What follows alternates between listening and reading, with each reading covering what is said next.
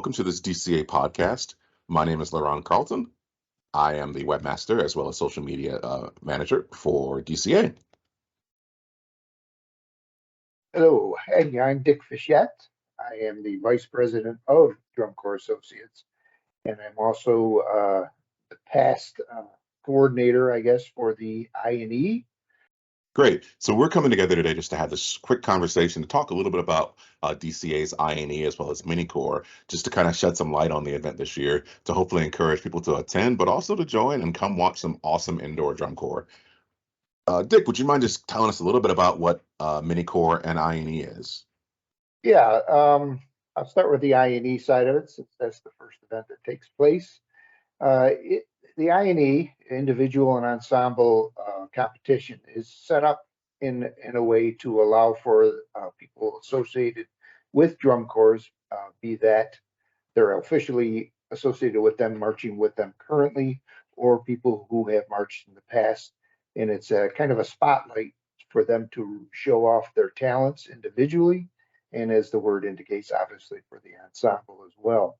So the night starts out with the solo acts, people who have individual talent on instrumentation that is utilized by drum corps, and that begins to grow into duets, into trios, into quartets, and then we start building through ensembles and different variation on the ensembles. And it includes not only the horn players and the percussion, but it also includes the visual staff, or what we know as the color guard, as well. Thank you. So I'm going to back this up a little bit. I'm going to edit this afterwards. Yeah. So let's set the scene. Friday night, DCA World Championships. You walk into Rochester Convention Center. You see all of these drum corps fanatics, people that have marched for decades or haven't marched in years, coming together to perform, whether that be I&E, Minicore, small ensembles. Talk about that, how amazing that is. It's Laron, it's very interesting. I took this over in 2014 in Rochester, and then we moved to Williamsport. Now we're back in Rochester, and we are fortunate to have at our disposal the Rochester Riverside Convention Center, which is right in the heart of Main Street, right on Main Street, right in the heart of Rochester. Beautiful scenery. It's right on the majestic, if you will, Genesee River. And it's a very, very large building. Obviously, it's a convention center. And as Laron indicated, it's amazing because you see people who are as young as probably around 15, 16 years old, to people in their 70s. Again, demonstrating their talent on an instrument, spinning a piece of equipment, dancing, all of the things that are involved with putting together a drum corps show. But you see it in individual people doing their thing, and it's truly, sometimes it's almost breathtaking because of the excitement that's stirred. One of the things beyond that, just that fact that there are these people who are absolutely showing their talent, and some of these people are extremely talented. But the greater part of it is the spectators who come to watch it, who may or may not be old drum corps people, and I don't mean that chronologically. I just mean they've been around the activity for years. But they come, and in many cases, this is the only time of the year that they get together with their friends. They come in from out of town, and they get to hang out and just enjoy the night. And as the night progresses, the groups begin to get bigger. There's several locations throughout the convention center where these activities take place. For instance, there's an area for high brass, and then there's an area for low brass, and then there's an area for the small ensembles, whether it be percussion and or winds. And then that begins to grow as we develop towards the large ensembles, or what we call the chorales, the brass chorales, who actually may or may not have percussion with them as well. And then as the night progresses, as time progresses, we move on to the big stage, which is in the big room, very big room, the Empire Room upstairs, where you actually will then begin to witness the Minicore. This Labor Day weekend, the best all-age drum corps return to Rochester to compete at the Drumcorpsassociates World Championships. The excitement, pageantry, athleticism, and family fun that drum corps brings in the city you know and love, Rochester. The celebration kicks off Friday at the Convention Center with a free showing of the best soloists, ensembles, and more for the stage. But maybe you're wondering, what else is there to do in Rochester on Labor Day weekend? Well, we didn't rank in the top 10 of U.S. cities to visit for nothing. We're easy to get to and a breeze to get around. Like dining out? Rochester is a foodie's paradise. Looking for a good brew? We're home to over 25 breweries. Maybe wine is your thing. Rochester is the gateway to the Finger Lakes region, home to some of the finest wineries in the country. Get some fresh air with countless hiking, fishing, and golf options. Bringing the family? Rochester has museums, parks, and activities for kids of all ages. No matter what you're into, Rochester has something to offer. Welcome to America's biggest small town. The DrumcorpsAssociates World Championships this Labor Day weekend in Rochester, New York. We'll see you here. What you described sounds absolutely awesome. That idea of coming into this giant building and seeing all these drum corps fans, and these people that have been playing for years. Some of them are, as you say, old drum corps fans. Doesn't mean they're old in age. Maybe they just marched 10, 20 years ago. I think it's a great experience. When I marched DCA many years ago as a member, I actually never had the opportunity to go to Friday night mini corps and I&E because I was traveling. So now that I'm a little older, I'm allowed to go. I'm able to go because of work, etc. I found it to be probably one of the best experiences to kick off the weekend. What I absolutely love about it is I'm coming in, I'm seeing people from a variety of circuits, people from American Legion, from CYO, from Drum Corps West, from Garden State, from DCA, from DCI that are coming together, and they're enjoying their experience again. I love to hear the stories. There's a couple alumni from the Connecticut Hurricanes and the Muchachos, the Matadors, and all these corps that argue about things that happened 20, 30 years ago, and I love it. Those stories, and they never get old. Those stories never get old. They're just a lot of fun. A lot of fun. They've been passed down for years, and they just continue to thrive. But again, I get a joy out of it. I have the pleasure because I'm not competing or I'm not participating. I get it all set up, and then that night I get to walk around. I get to walk to the different venues, and I get to watch people that I know that I marched with. Same as you just said. I marched with them years and years ago, and they're still up there playing their horns, or there's not so much spinning anymore. You don't see that as much as that's actually what the color guards are doing these days. In fact, actually, it's for the younger and more flexible individuals.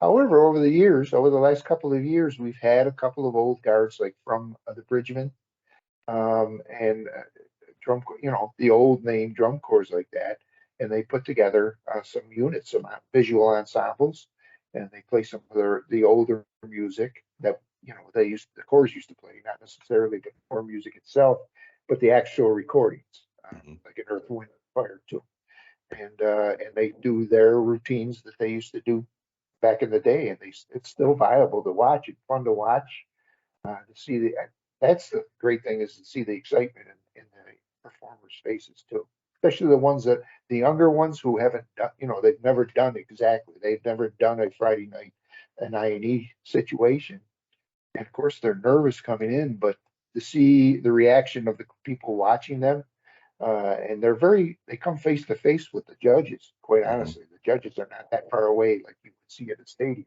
So to see their faces react too, and just have that joy of performing in front of an audience as an individual, I think it's pretty exciting. But again, walking around the venue, outside the venue, because there are social areres set up, because there's food and drink available throughout the facility.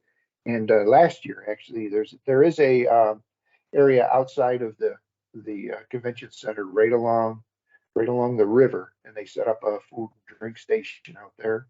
And the camaraderie out there, I had some great conversations with people that, again, you spent a lot of time with years ago, and we haven't made contact just because our lives have gone different directions. And all of a sudden this brings you back, and it's just a fun night to experience. It really, really is. One of the things that I enjoy is, we spend a lot of time talking about what it's like for the older performers and a little bit about what it's like for the younger performers. I kind of like the idea, and what I'd like to see is the contrast between styles as well as experience. So, there's I believe, I can make sure I get their name right. I think it's Caliber.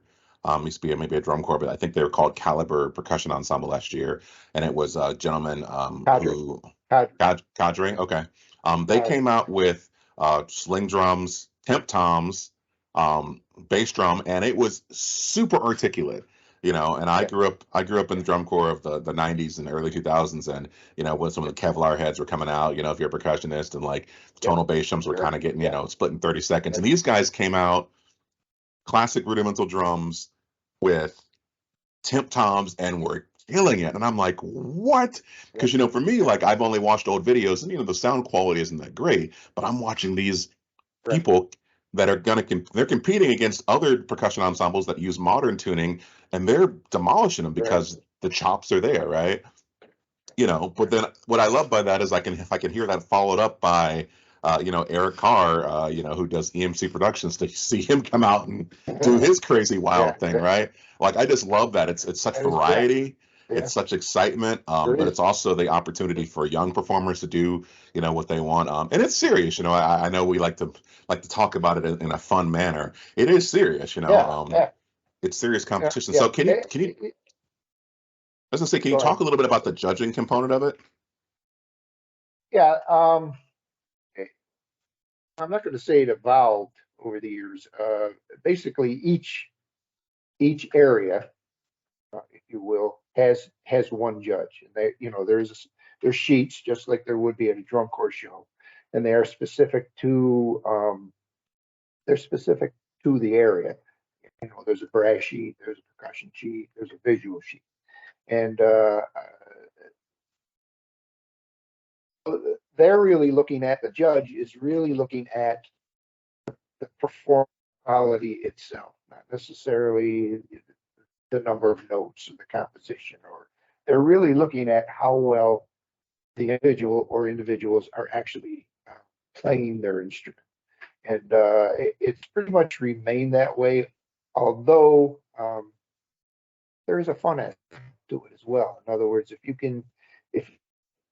say you're playing trumpet, you play Carmen, something from Carmen.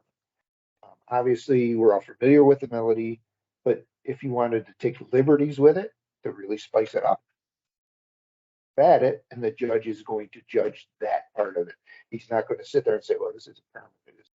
So the imagination of the performer is really great. Another thing with regard to performance, specifically on the brass side, you just mentioned it on the percussion side, but we allow both the G and the B flat bugles. And over the years, people have come to us. Of course, now this is legal, but people prior to maybe 2019,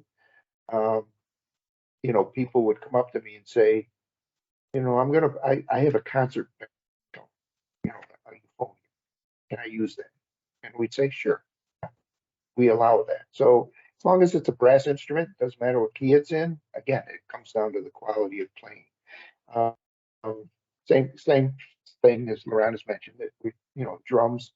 I always enjoy cadre as well, because I came up, when I learned percussion, I learned rudiments, and that's what they're pretty tried true in that area.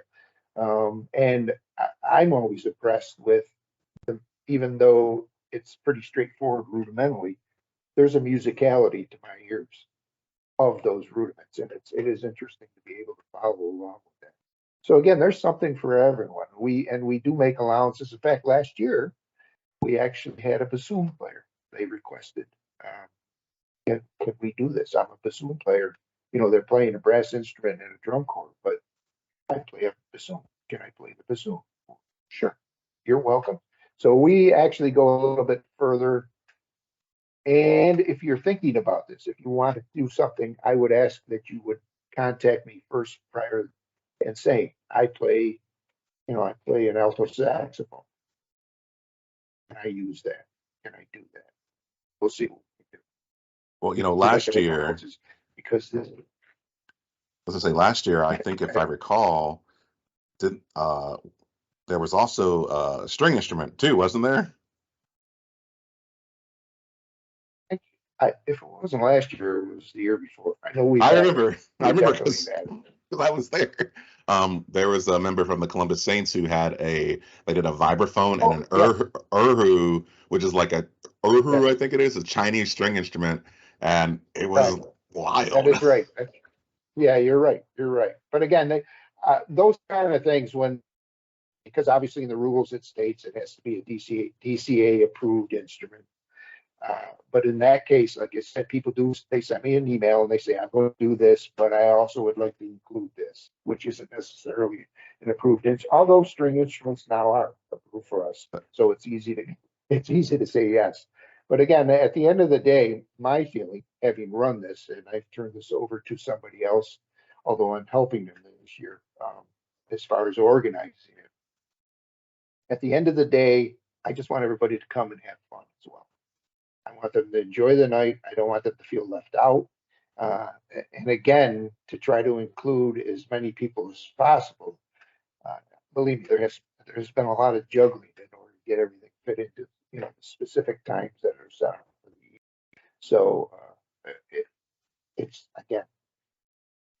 is a lot of fun. I truly, it's funny, as hard and frustrated as I get setting it all up. At that night, it's just nice to be able to sit back and relax and just enjoy the fruits of everything that's going on there. So, and again, go ahead. no, go ahead. No, I was just going to say again, it's just to see. I just enjoy so much seeing smiles on people's faces, both the performers and as well as the audience as well. Just seeing everybody happy, the camaraderie that takes place that doesn't necessarily take place during the competitive day at a DCA show, just because everybody's rehearsing, everybody's worried about performing for their corps, and just the way the corps operate. There's they don't necessarily, the corps individuals, the marchers, do not necessarily have a chance to really hang out with each other. It's just the nature of the beast. So this is the opportunity for all the corps members to actually hang around, and the Saints rub up shoulders with the Bucks and all of that. I just threw those names out. Obviously Saints because you're here. Bucks just came to mind quick. But and that's always nice too, to see the jackets. So okay, that's Atlanta CV, but look at all the Caballeros sitting there. So it's conversations that go on. And it's great for the younger members of the corps, because again, it exposes them to something they only may get a chance a year to do. And but the older members who may have marched together in another corps and now are different corps, to catch up again and reacquaint themselves. So That's great. They're not enemies. They're best friends. I mean, I don't know. Exactly. I see some angry faces. Oh yeah. But I love it. I mean, I love to hear about it, But again, I think at the end of the day, it's all about camaraderie. Yeah, sure, there's competitiveness.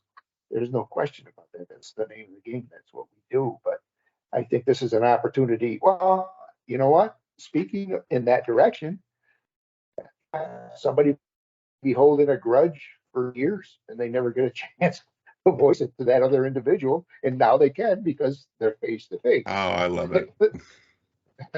So we, again, it is a very, very fun night. All right. So I want to move on a little bit. I want to talk about mini corps. So, I want to kind of talk a little bit about the idea of what mini corps is. There's a lot of opportunities out there today for smaller drum corps to perform. But, the thing that really attracts me to mini corps is the spirit of it, right? And, I'm going to talk about a few groups for me that have really moved me, right? So the Sacramento Freelancers alumni, that group, as you may or may not know, if you are aware of Junior Drum Corps, they were a Junior Drum Corps, DCI Corps until the mid 90s. A lot of the alumni that came together had their alumni corps and said, hey, we want to keep doing this. They welcome people from all over, variety of drum corps. You don't have to be an alumni of the Freelancers, but they make that trip from California and they are having such the best time, and they're very competitive, right? I love seeing that. It's very inspiring. Then we have Star United, which is not Star of Indiana, but a lot of the alumni are from Star of Indiana. Another DCI corps. They compete, and I see them go head to head every single year. And this is like think about it. Like they were competing in the '90s and '80s together, and their alumni are carrying on that tradition now. I find that so fascinating. There's another. There's a back, just before you go on with that, there is a little bit of a backstory, not backstory, but background story in that since I'm obviously coordinating this, I get to talk to them. And it is interesting. Again, they're great friends. There's a great deal of camaraderie there. In fact, at the end of the night, they actually started the tradition. At the end of the night, when everything was over, they would go find a place and they would face each other, just play back and forth and play things together. But it is funny talking with the directors. I talked to them last year. They were competitive. I mean, especially extremely competitive. They are extreme. But they tell me little things that they're doing during the course of the season, and they'll say, like Star will say, we're going to be doing this, and we're doing this. We're doing this because we're going to take the freelancers, and the freelancers come back and say, we're going to. Oh, I love it. So, they're great people too.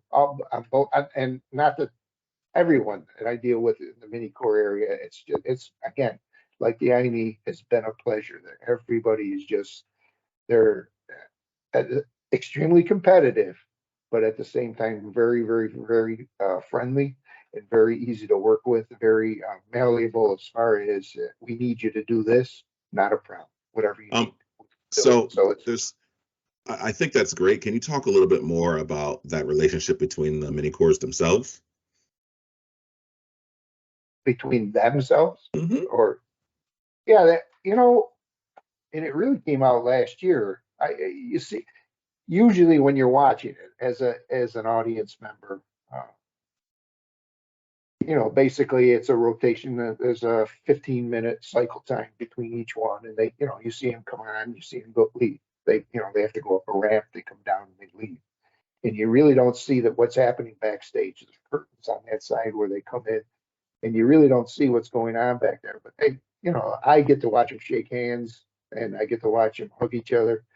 Last year we had a couple of situations where we had a drum corps. It was a drum corps from New York City. It was their first time in Rochester.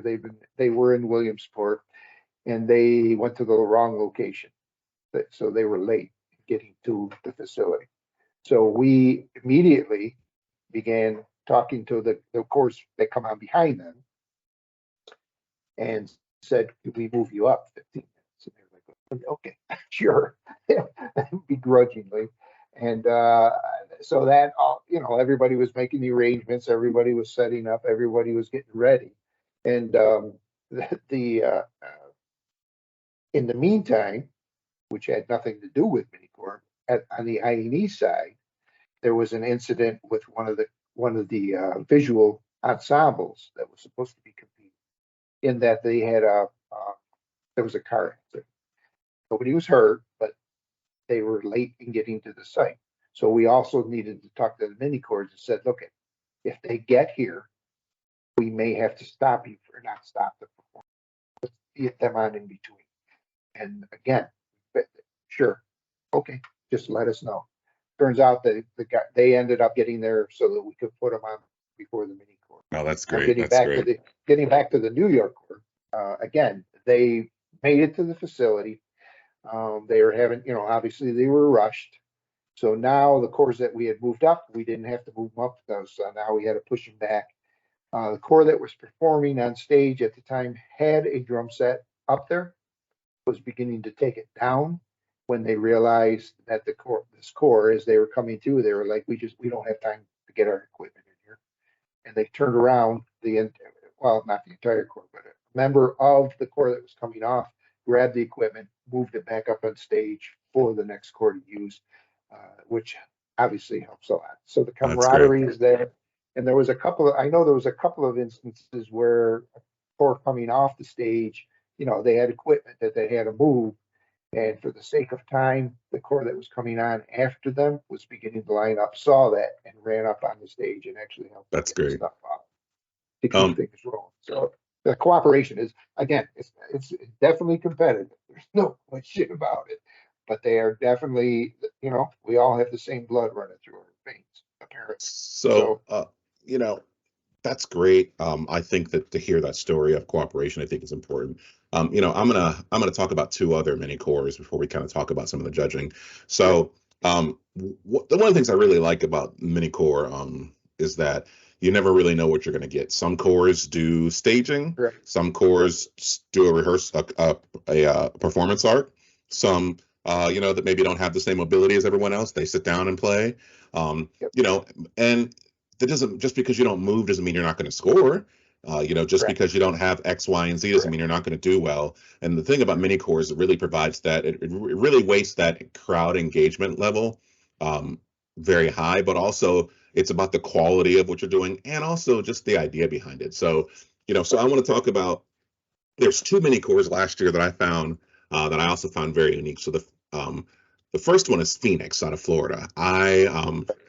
So the Columbus Saints did actually loan equipment to them. So I've got to be upfront about that. Yeah.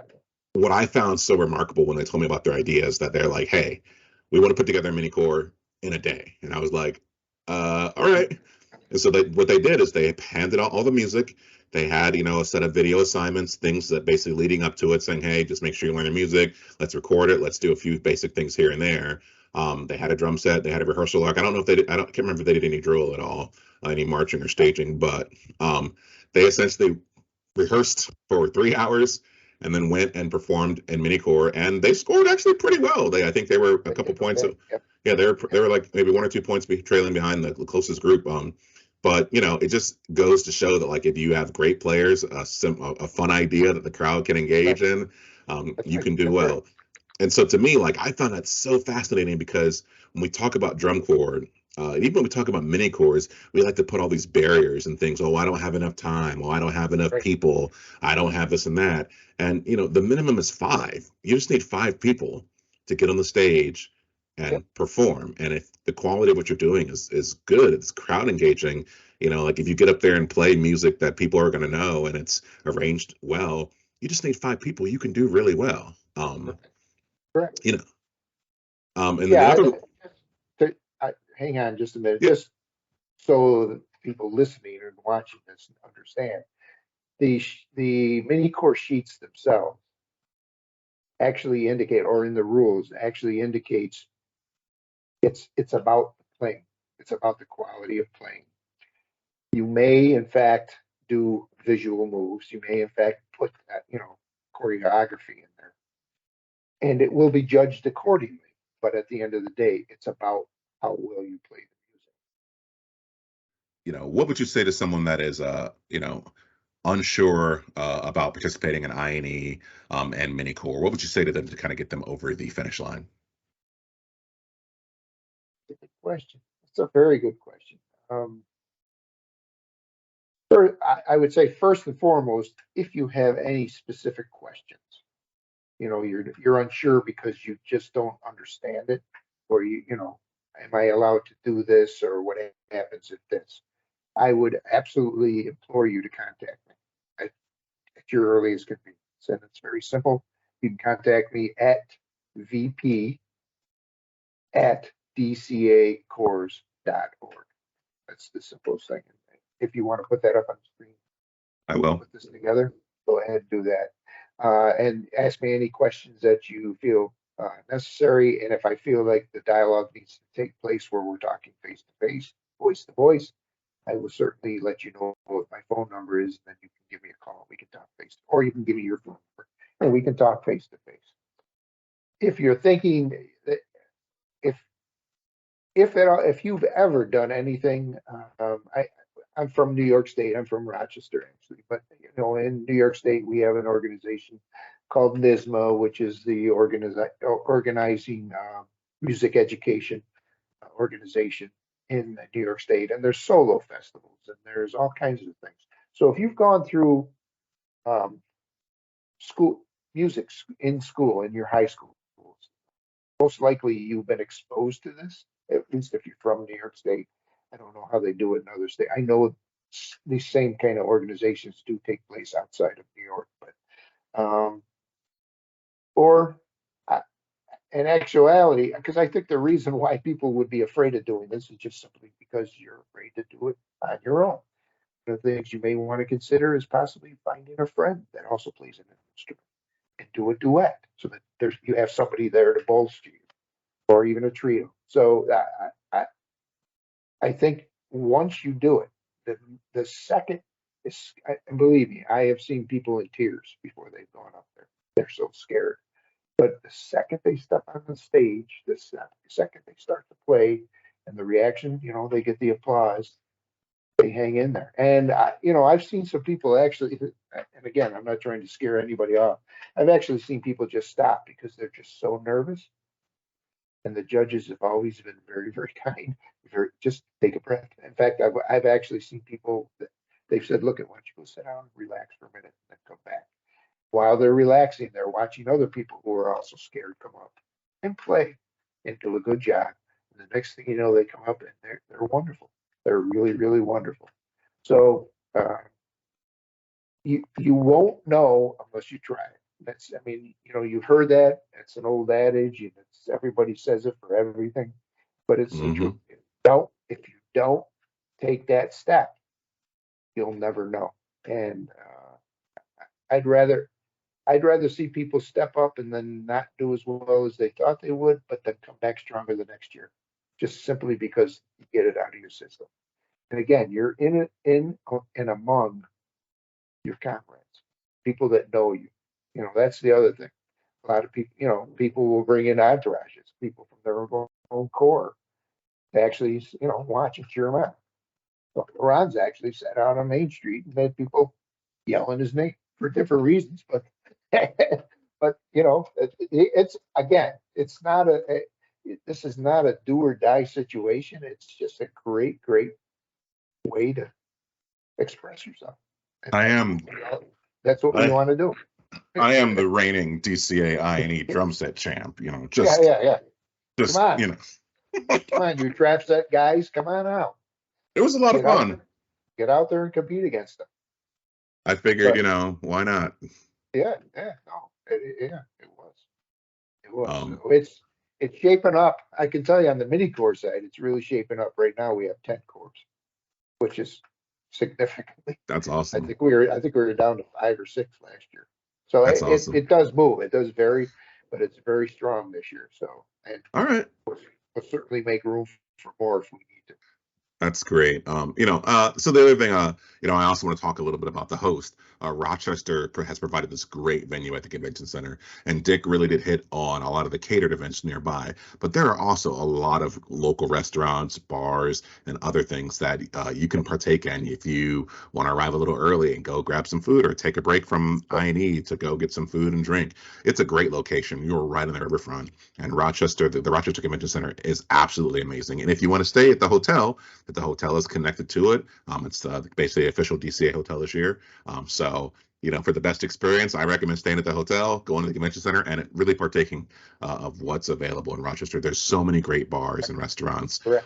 Also, if you are not the drum corps person and you want to bring your family, there's a lot of great things. There's children's museums, there's sailing, there's so many different things you can do in between attending drum corps. Prelims doesn't start till I think 4 or 5 on Saturday. There's no reason why you can't go on a cruise, go sailing, kayaking in the Finger Lakes, or hiking in the morning. After prelims, there's still time for you to go watch live music in Rochester. So, not only do we want you to come and enjoy I&E and mini corps, but we also want you to take advantage of the great opportunities in Rochester. It's special. It's a special place. It's a very special place. And I'm from Ohio, and I was impressed by Rochester. I'm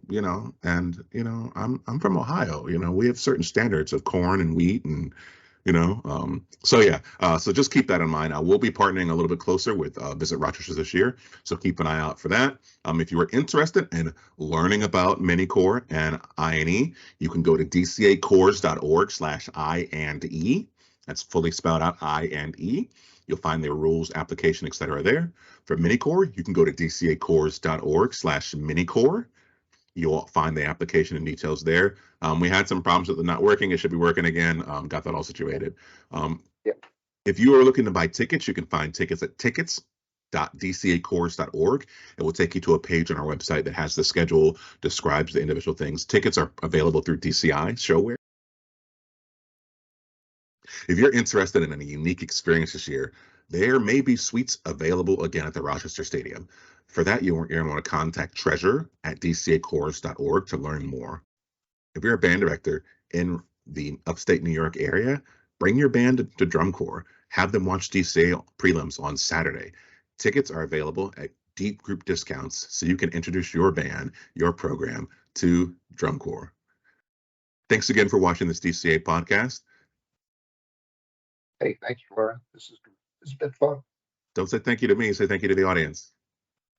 And audience, thank you very, very much. Look forward to seeing you in Rochester. Thank you. Bye.